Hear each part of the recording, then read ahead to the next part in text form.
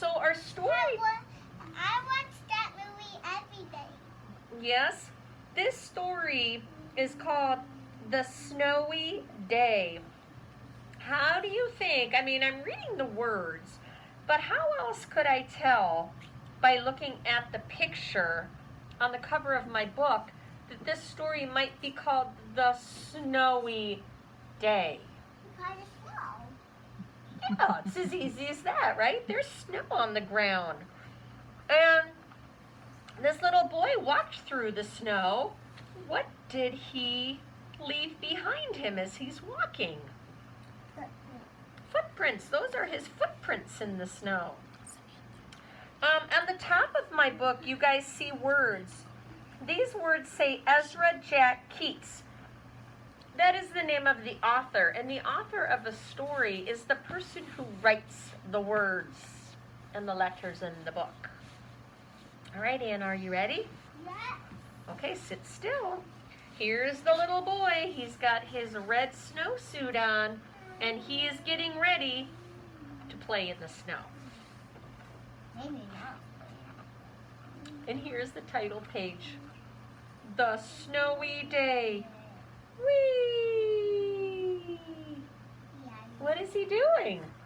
Running down the snow. He's sliding down the snowy hill. What about no flag? I know. I don't know if he's just sled riding on his bottom. So Yeah. I've done that before. And I was a dad boy. Especially when the snow is really fast. I usually don't do that on purpose. I know. Okay, so here's our friend. One winter morning, Peter woke up and looked out the window.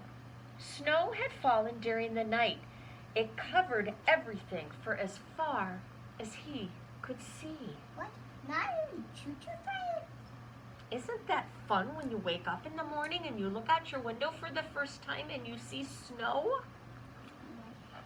Oh, that's I exciting. never got the window.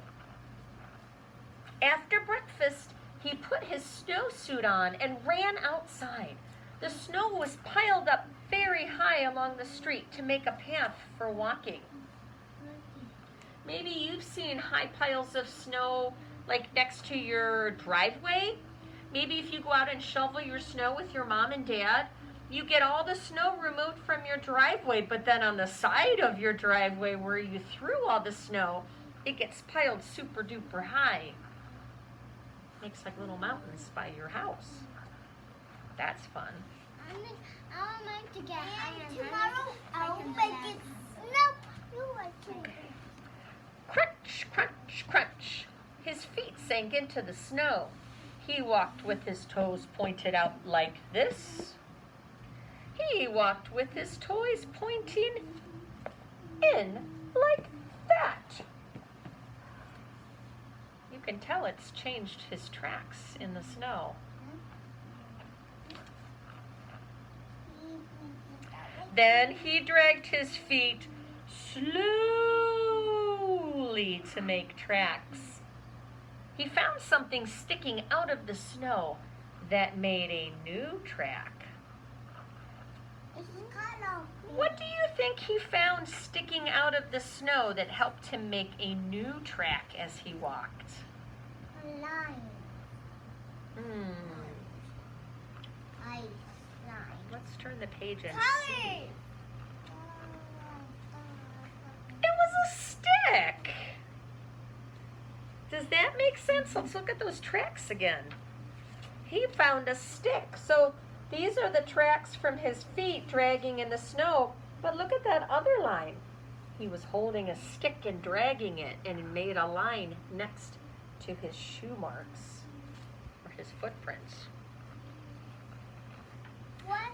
He found a stick that was just right for smacking a snow-covered tree.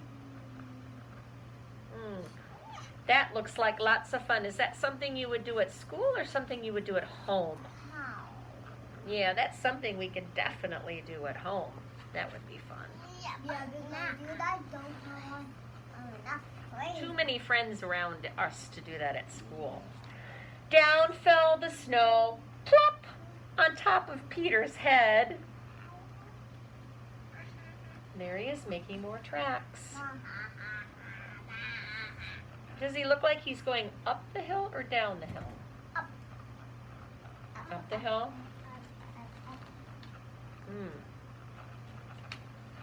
He thought it would be fun to join the big boys in their snowball fight, but he knew he wasn't old enough. Not yet.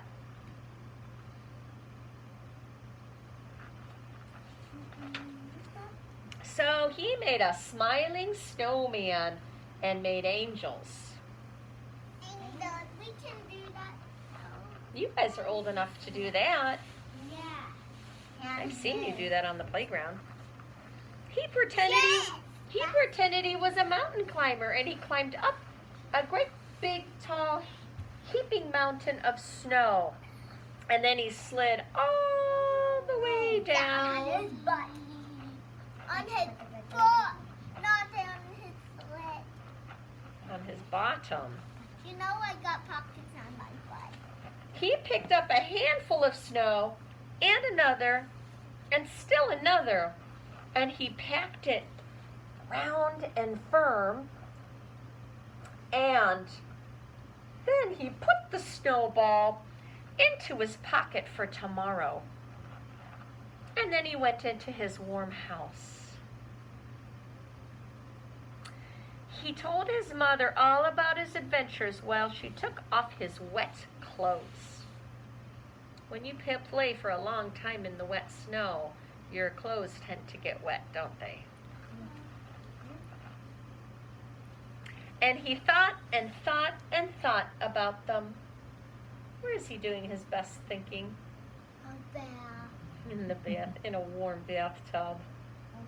That's the best thing to do after being outside and being cold. Maybe hot chocolate. I got the yellow bathtub attached to the walls. Uh-oh. I see a problem coming. Before he got into bed, he looked in his pockets. His pocket was empty. The snowball wasn't there. He felt very sad. What do you think happened to his snowball? It melts. Why? Because when you bring it in the warm, it melts. Snow does not do well in warm places, does it? No. I even see a little wet spot on his coat pockets where the snowball melted. Would a snowball be able to last very long in Africa? No, it sure wouldn't. Outside, yes. Maybe in Michigan. No, it's too cold. It's cold. While Peter slept, he dreamed that the sun had melted all the snow away.